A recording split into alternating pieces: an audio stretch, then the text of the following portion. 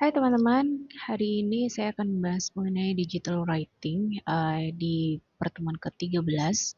Eh, Digital writing ini intinya membahas mengenai menulis di dalam format digital gitu.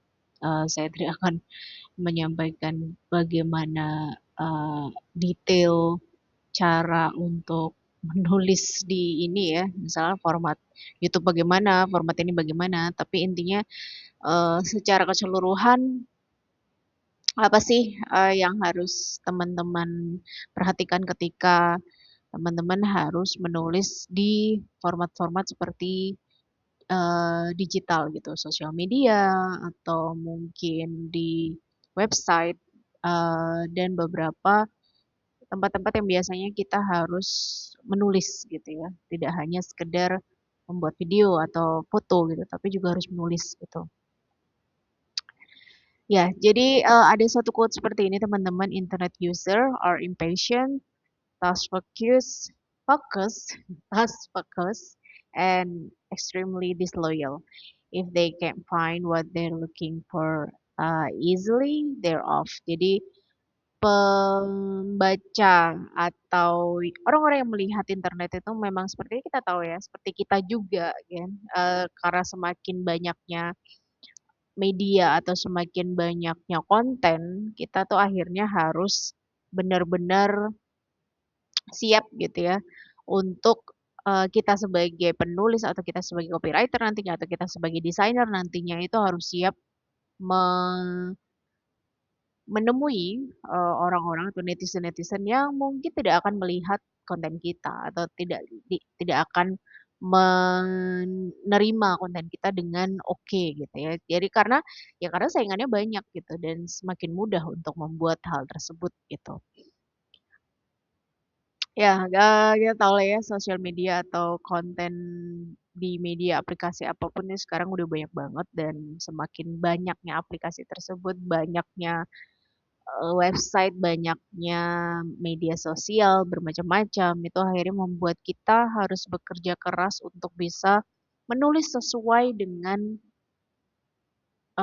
ini mereka, konten apa ya istilahnya ya, sesuai dengan brand mereka gitu ya. Citra mereka itu seperti apa? Instagram dengan begini, YouTube begini, Threads begini atau X begini dan lain-lainnya. Jadi harus diperhatikan. Makanya hal ini disebut sebagai content marketing saat ini. Jadi marketing kita menjual sesuatu dengan konten gitu ya. Karena tidak hanya sekedar mungkin poster kalau zaman dulu kan poster lalu kemudian TV atau radio, sekarang itu semua itu harus ada kontennya gitu. Semua itu harus berisi. Kok sebenarnya konten konten sendiri kan artinya isi ya. Jadi kontennya apa, isinya apa. Jadi harus berisi. Berisi itu dalam arti ya harus punya sesuatu yang mendalam gitu, yang bisa relate sama si orang yang melihat video kita atau orang yang melihat iklan kita gitu. Ada sebuah teori seperti ini. Dulu itu tiga aktor penggerak dunia itu ada the senior, the citizen, sama the man. Karena orang katanya laki-laki dan orang yang lebih tua itu adalah orang-orang yang paling didengar gitu ya, didengar gitu. Dan citizen pun juga. Jadi demo itu biasanya ya, ya di ini ya, demo itu dilakukan di luar gitu ya. Walaupun sekarang pun masih ada ya. Jadi the citizen, the senior, and the man itu orang yang atau tiga aktor penggerak dunia di saat dulu, zaman dulu gitu. Karena saat ini ternyata tiga aktor penggerak dunia itu lebih cenderung ke anak muda gitu ya. Jadi anak muda itu sekarang lebih didengar gitu karena mereka punya pemikiran lebih fresh. Plus juga mereka juga lebih ngotot kan. Ya seperti teman-teman sendiri lah atau seperti kita sendiri lah gitu ya. Semakin muda usianya dan dan mereka semakin memahami teknologi gitu. Ya, anak muda ini jadi jadi aktor-aktor penggerak dunia saat ini. Jadi banyak sekali anak-anak muda yang di bawah 30 tahun itu sudah bisa melakukan hal-hal yang tidak bisa dilakukan orang yang lebih tua gitu. Lalu kemudian perempuan, perempuan itu adalah eh, orang yang saat ini itu menjadi menjadi apa ya istilahnya? Ketika kita mau membeli sesuatu, biasanya kita akan cenderung untuk meminta persetujuan perempuan gitu, atau perempuan itu lebih paham gitu. Eh, Keindahan, entah itu ekonominya, entah itu karena biasanya perempuan yang membawa uang gitu kan ya. Saat ini seperti itu. Dan saat ini kalau teman-teman lihat eh, konten kreator itu juga lebih banyak diambil oleh perempuan gitu. Karena mungkin ya selain perempuan itu ini ya, perempuan itu eh, ya itu tadi ya yang membawa duit gitu ya. Di sisi lain perempuan itu juga estetik gitu ya. Jadi estetik itu dalam arti ya jika mereka cantik gitu ya, mereka akan dilihat, ditambah jika mereka pintar mereka akan terlihat gitu ya. Jadi akhirnya menjadi sosok atau menjadi aktor yang bisa mempengaruhi apa yang terjadi di masyarakat gitu. Nah, kalau bandingannya sama Citizen saat ini ya bandingannya adalah netizen gitu ya, karena apa yang kita lihat di internet akan jika itu viral gitu akan sangat mempengaruhi sebuah penjualan, sebuah kasus tertentu, sebuah apa namanya kecenderungan tertentu gitu. Makanya kalau misalnya kita lihat ambil di Citizen tadi saya omongin soal demo gitu ya. Demonya masih terjadi di masyarakat, masih dilakukan, tapi netizen pun tetap harus bergerak juga gitu ya. Karena karena saat ini orang-orang cenderung tidak tidak menonton berita gitu. Mereka akan cenderung melihat media sosial gitu. Jadi akhirnya kata-kata netizen itu juga akan mempengaruhi apa yang terjadi di dalam masyarakat saat ini gitu. Jadi ada teori juga seperti ini namanya anatomy of new wave culture. Jadi itu tadi ya anak muda, perempuan dan netizen itu yang menjadi penggerak gitu ya, aktor-aktor penggerak di mana mereka akan leading the mind, managing the market, sama organizing the heart gitu. Jadi kalau di zaman dulu itu senior, man and citizen, saat ini youth, woman and netizen gitu. Ya, teman-teman bisa bisa memahami ya di sini ya. Ada kata-katanya kalau kita pemikirannya kita didapatkan dari anak muda, marketnya itu didapatkan dari selera perempuan, lalu kemudian organizing the heart-nya semakin viral, semakin baik itu dilihat dari netizen gitu.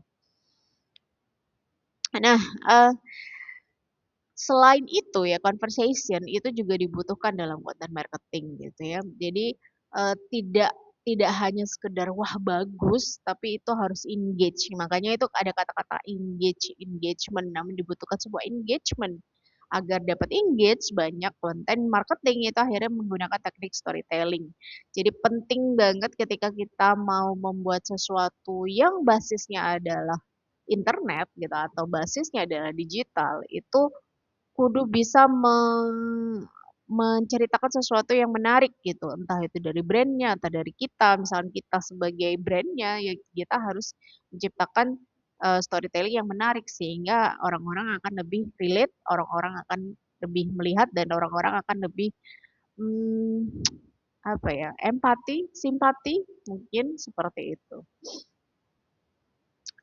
Ya, ada ini dari teori dari eh, beberapa jurnal yang saya ambil, di sini storytelling atau penceritaan merupakan dasar dari aktivitas manusia karena melalui manusia dapat memahami dunianya dan mengatur pengalamannya untuk berkomunikasi dengan manusia lain. Jadi untuk engage, mereka harus bercerita. Sama seperti kita, saya bercerita ke kamu, kamu mungkin menceritakan sesuatu ke saya, akhirnya ya kita tahu gitu ya, oh kita engage, kita paham sama ceritanya gitu. Namun, penceritaan itu juga memainkan peran dalam hal persuasi. Jadi kita mempersuasi orang juga bisa lewat cerita gitu. Karena cara terbaik untuk mempersuasi atau membujuk seseorang adalah dengan menceritakan suatu cerita yang menarik. Ketika itu nggak menarik, nggak relate dengan kita ya berarti kita tidak akan engage gitu ya. Makanya cerita-cerita tersebut pun juga harus relate sama usia siapa yang kamu ceritakan gitu. Jika memang pasarnya adalah kamu, kamu pasti akan engage gitu ya. Tapi kalau memang ceritanya bukan tentang kamu, misalkan kamu adalah anak muda usia usia 15 tahun yang diceritain adalah membahas tentang hubungan suami istri misalkan di usia 30-an tahun gitu.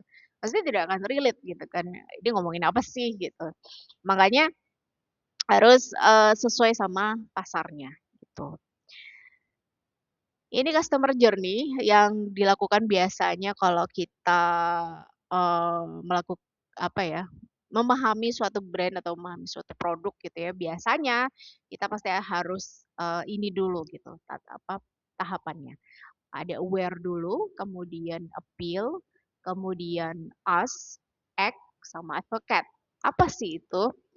5A ini ya. Jadi aware tentu saja kita harus aware dulu ya, aware sama apa namanya, ini produk tuh apa gitu. Ini tuh yang kalian seneng dengar dengan brand awareness gitu loh. Jadi aware dulu sama sama si produknya atau sama sesuatunya ini, sama brandnya ini aware dulu. Oh ada ya brand ini gitu. Berarti apa yang harus dilakukan ya berarti kita harus publish dulu kan ya, publish sesuatu dulu gitu. Nah, kemudian appeal, apakah si produk ini appealing gitu, appealing itu cakep atau cantik atau brand-nya itu oke, gambarnya oke, secara desainnya bagus atau secara penampilannya bagus. Nah, itu appealing. Jadi, ketika kita aware aja tapi itu nggak appealing mungkin kita akan lewatkan gitu. Tapi kalau itu appealing buat kita, akhirnya kita, "Wah ini apaan sih?" Gitu. Jadi penting buat kita untuk, menciptakan sesuatu kalau kita di copywriting ya, berarti kita harus menciptakan sesuatu, storytelling yang engage gitu. Tapi di satu sisi visualnya, visualnya juga kudu bagus, visualnya itu harus estetik, rapi, dan sebagainya gitu. Lalu kemudian, ketika itu sudah appealing buat orang lain biasanya akan bertanya gitu.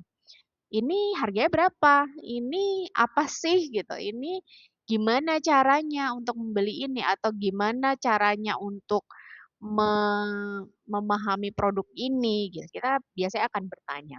Lalu kemudian act. Act itu bisa jadi, kita membeli produknya atau kita tidak membeli produknya gitu ya. Bisa jadi, oh act-nya adalah ya udah, oh ya udah sekedar tahu, sekedar aware gitu, balik lagi ke aware akhirnya gitu ya. Bisa jadi ya kita beli, misalkan kita masuk ke, e-commerce tertentu, misalnya e-commerce, orange atau e-commerce hijau gitu ya, mungkin kita akan masuk ke situ, kita akan act untuk membeli sesuatu. Tapi kemudian, setelah X, setelah kita tahu produknya atau setelah kita punya produknya, kita beli produknya, kita akan advocate gitu. Bisa jadi advocate-nya itu positif, bisa jadi negatif. Advocate itu kayak kita itu memberikan pendapat kita, testimonial kita gitu. Jadi, mengadvocate orang untuk, "Eh, yuk beli ini yuk, ini enak banget loh," gitu, atau, "Yuk beli ini bermanfaat banget loh buat kita," gitu. Jadi, ada hal-hal yang akhirnya mengadvokasi orang untuk membeli produknya juga gitu. Jadi, itu yang biasanya sebenarnya itu terjadi dari dulu ya, cuma kita di versi saat ini, secara digital itu akhirnya harus terlihat juga dari testimonial kita di media sosial kita atau testimonial kita di konten kita gitu. Bisa jadi positif, bisa jadi negatif. Balik lagi kemudian akhirnya ke orang lain aware, apakah itu appealing, act, and, advocate. Jadi Akan selalu seperti itu customer journey. Balik lagi ke appealing, jadi kalau appealing itu kudu harus good personality ya. Dalam arti jangan jangan nampak seperti eh, punya punya hal yang negatif gitu atau agak ambigu gitu. Jadi kudu harus appealing dalam hal good personality gitu. Semakin appealing, semakin pembaca tertarik untuk ingin tahu produk yang dimiliki sebuah brand tersebut gitu. Oke, sekarang kita masuk ke merancang konten. Jadi kalau kita bandingkan antara yang dahulu ya, yang print ya, atau yang men apa ini ya, konvensional gitu ya. Jadi biasanya kalau yang cetak itu ya kita membaca, kita mempelajari ya linear, sequence linear karena ya udah yang kita baca cuma satu gitu kan ya. Ya udah atau kita ambil membaca lainnya di sebelahnya atau membaca lainnya di misalkan itu majalah-majalah lainnya atau di halaman berikutnya gitu. Sedangkan kalau online itu sifatnya sangat-sangat berbeda dengan print karena ya kita tahu ya segalanya itu serba cepat gitu loh kalau di online. Jadi orang-orang cenderung scanning, lalu kemudian searching, lalu kemudian munculnya itu random sequence gitu. Bisa jadi hal-hal yang tidak berhubungan sama apa yang kita cari bisa muncul juga. Dan itu kemudian akhirnya akan membuat membuat preferensi kita terhadap produknya itu bisa bisa berbeda-beda gitu ya. Entah itu dari harganya, entah itu dari ceritanya, entah itu dari cara penyampaiannya dan sebagainya. Jadi akan sangat penting ketika orang itu stay di tempat kita atau stay untuk menonton konten kita itu tanpa tanpa berubah atau tanpa langsung scroll gitu ke tempat lainnya gitu. Ya, ini rules yang kita harus lakukan ketika kita mau buat sebuah konten. Pertama, it should be often gitu ya. Jadi harus sering gitu ya. Jangan sampai skip banyak hari ketika kita mau buat eh, brand tersebut tetap ada gitu. Jadi pertama harus wajib often atau sering gitu. Kedua, perfect is the enemy of done. Memang sih harus good appealing ya.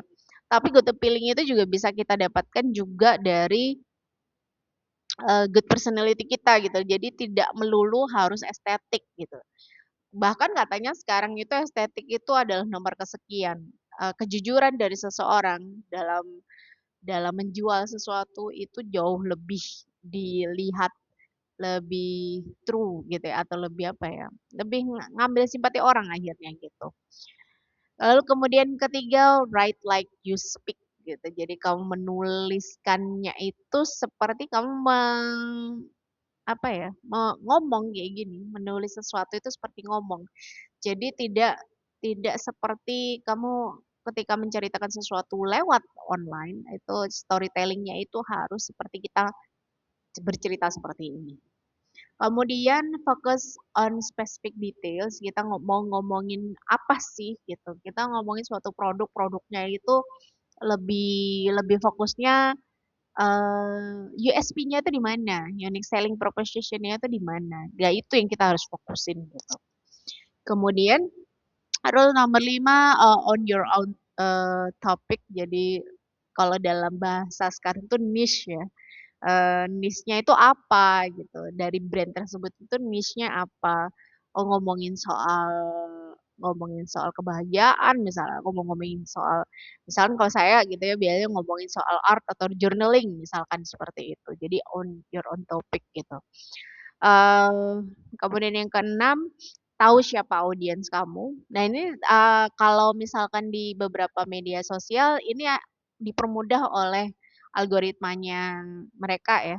Jadi misalkan di YouTube kalian akan tahu siapa sih yang nonton ini kalian. Atau misalkan di Instagram itu siapa sih yang biasanya menonton, melihat eh, Instagram kita itu terlihat gitu di Instagram apalagi kalau misalkan pakai yang professional dashboard gitu. Kemudian write short jadi nulisnya jangan panjang-panjang. jadi nggak kayak gini ya, kalau presentasi kayak gini, presentasi teori kan saya harus ngomongnya panjang gitu ya, tapi kalau misalkan di apa, di konten kita short aja gitu. Lalu kemudian yang ke-8 become part of the conversation with like-minded blogs gitu. Jadi kita harus berkomentar, bukan berkomentar, kita harus membalas komentar orang gitu. Oh, supaya kita tahu, supaya mereka engage gitu. Supaya mereka tahu kita ada, adminnya tuh ada gitu, atau orang di balik dari brand ini itu ada gitu. Jadi itu harus harus selalu terbalaskan gitu. Jangan jangan ditinggalin gitu aja. Kecuali kalau misalkan, komentarnya jelek misalkan gitu ya, dan itu sangat-sangat merugikan dari brand tersebut gitu. Bisa jadi diadvokasi, bahwa ini salah, bisa jadi tinggal di-delete gitu, misalkan seperti itu gitu. Kalau itu udah nggak sesuai sama apa yang disampaikan, oleh orang yang berkomentar tersebut gitu.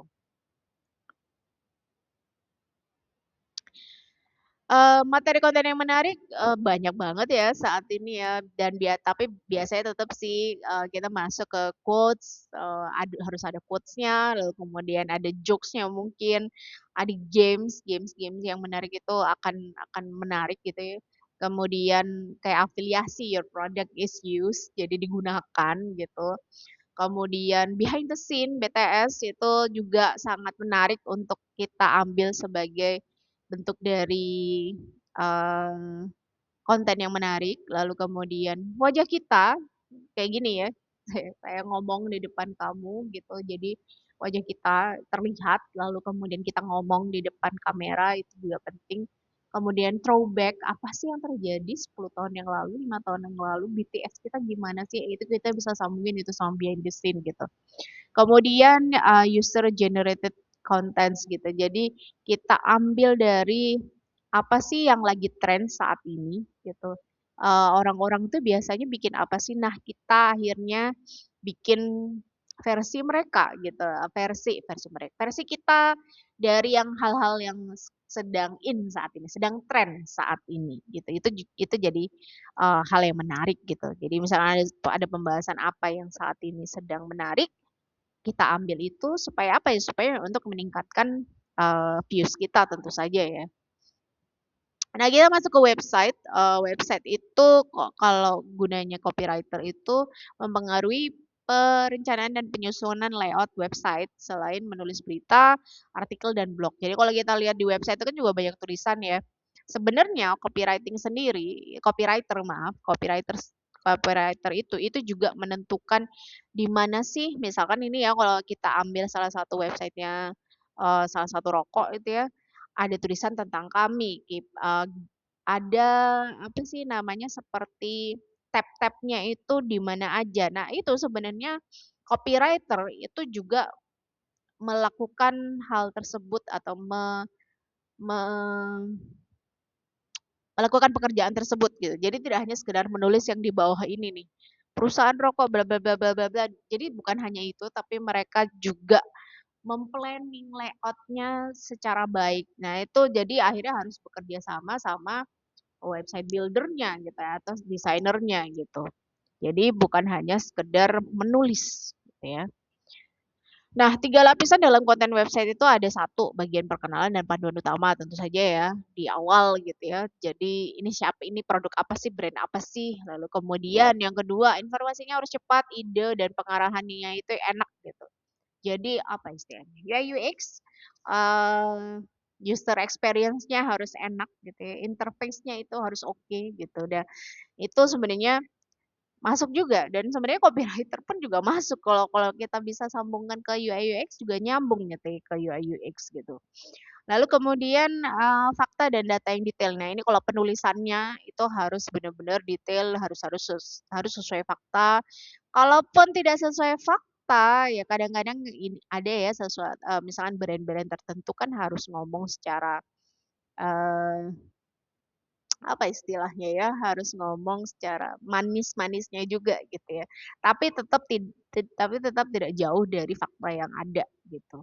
Jadi jangan sampai menipu orang lain gitu, menipu viewers, menipu eh, yang melihat website kita gitu.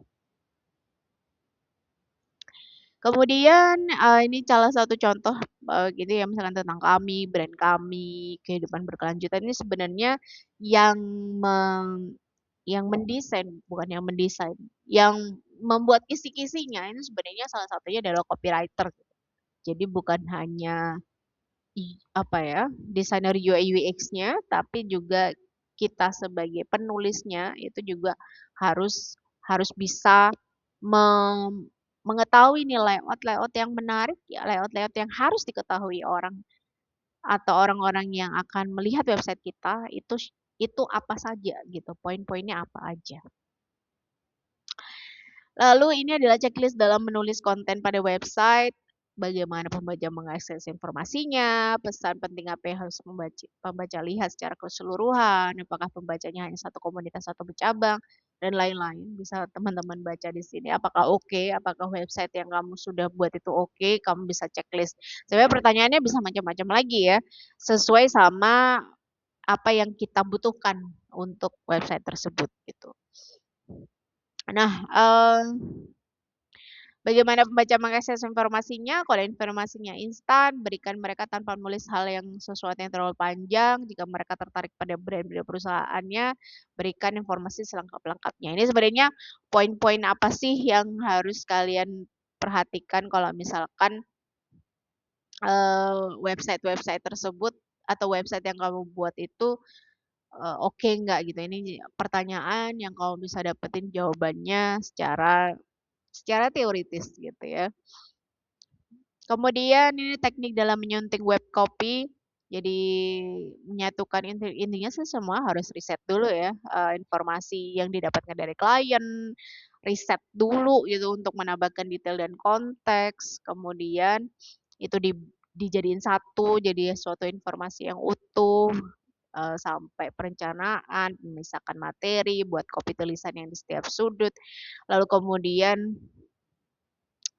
cek apakah tulisannya konsisten atau tidak. Makanya penulisnya itu harus, kalaupun penulisnya banyak, tapi tetap harus di satu suara ya. Jadi jangan sampai penulisnya satu orang itu beda banget sama penulis satunya gitu. Jadi harus setidaknya satu suara. Kalaupun ada yang berbeda-beda dikit, yang penting itu satu suara gitu. Kemudian, sebagai copywriter, peranmu itu adalah untuk mengarahkan klien untuk disesuaikan dengan situs yang khas atau sesuai dengan yang biasanya dikunjungi oleh target audiens kalian gitu ya. Dengan melakukan itu, websitemu sudah sesuai dengan persepsi pengunjung bahwa websitenya canggih gitu. Karena ya udah enak gitu ya, diklik, oh klik sana, mau langsung ke sini. Jadi benar-benar harus disesuaikan sama user experience-nya. Kalau address online online media ya seperti media sosial dan sebagainya itu banyak banget ya. Ini simulasinya tuh kayak gini nih, teman-teman. 15 orang bisa saja melihat karyamu gitu ya. Views kalau kalau dalam bahasa sekarang ya. 500 orang mungkin akhirnya dari views tersebut akhirnya follow akunmu gitu. Lalu kemudian dari situ 150 orang yang nanya atau memberikan komentar, 20 orang yang mempertimbangkan penawaranmu, ini apa produknya oke atau enggak gitu ya. Tapi hanya satu orang yang benar-benar membeli sesuatu. Jadi benar-benar sangat selektif ya online medianya atau netizen itu sangat-sangat sangat-sangat selektif. Jadi belum tentu mungkin follower kita udah banyak banget misalkan gitu ya. Mungkin lebih dari 15.000 gitu. Tapi bisa jadi akhirnya itu tidak hanya ya hanya sekedar followers, tapi tidak berarti mereka langsung akan membeli produkmu gitu. Jadi sesuai harus apa namanya dari storytellingmu juga ini harus juga bagus gitu. Ada proses sebelumnya itu disebut dengan nama funneling, funneling, funnel gitu ya. Funnel tuh kalau kamu tahu ini buat air tuh apa namanya? Apa ya kalau dalam bahasa Indonesianya ya? Yang buat masukin air yang bentuknya dari gede terus kemudian mengecil gitu ya, funnel ya. Funnel itu terjadi karena media sosial merupakan saluran yang murah meriah untuk dijalankan. Jadi memang murah kan, kan nggak berbayar ya, kecuali kalau kamu mau iklan gitu, mau bikin ads gitu, yaitu bayar akhirnya. Namun sejatinya itu tidak mudah untuk mendapatkan hasil yang efektif. Ya. Kayak tadi ya 15.000 orang yang beli cuma satu orang gitu. Jadi benar-benar harus bisa membuat orang lain itu orang-orang itu tersadar akan produkmu gitu. Jadi akhirnya harus bisa memilih-milih, harus bisa membuat konten yang oke, lalu kemudian storytelling yang oke.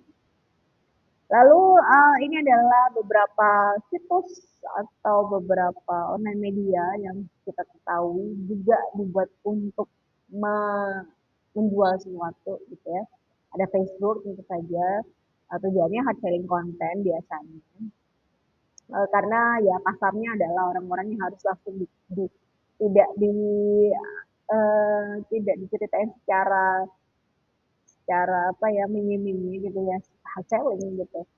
Kemudian Instagram menginspirasi orang-orang dengan gambar foto video yang akhirnya memberi sesuatu. Gitu. Kemudian threads tujuannya biasanya obrolan sehari-hari yang akhirnya orang-orang tuh juga bisa share apa sih yang mau dijual gitu.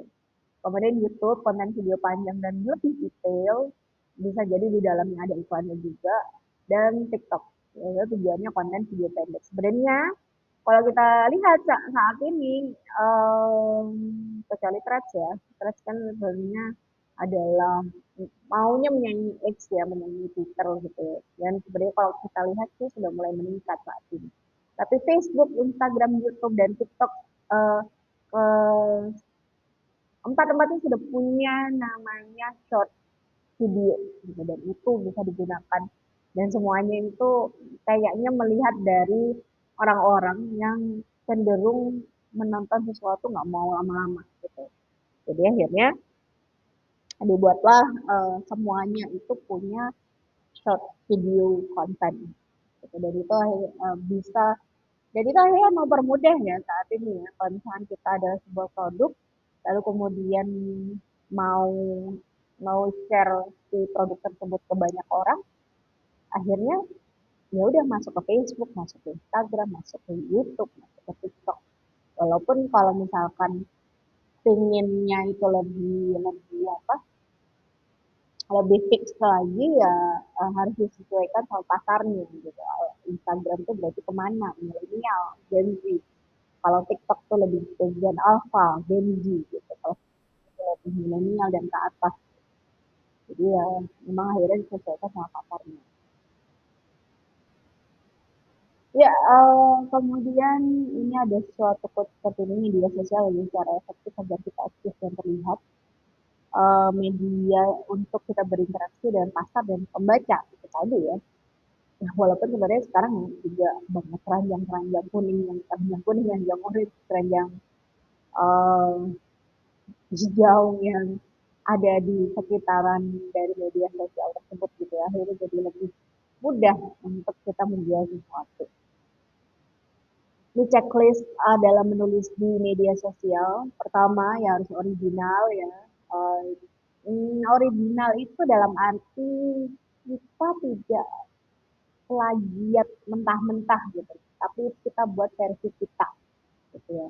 Walaupun kita mengikuti tren, ya kita original dari apa yang kita buat gitu ya. Atau kita buat versi kita sendiri. Kemudian prioritize, jadi kita harus memprioritaskan kita mau bikin ini dalam, jadi kita harus menjadwal gitu ya. Kemudian establish clear goals from the start. Kita maunya apa? Oh, kita mau menjual A, menjual B.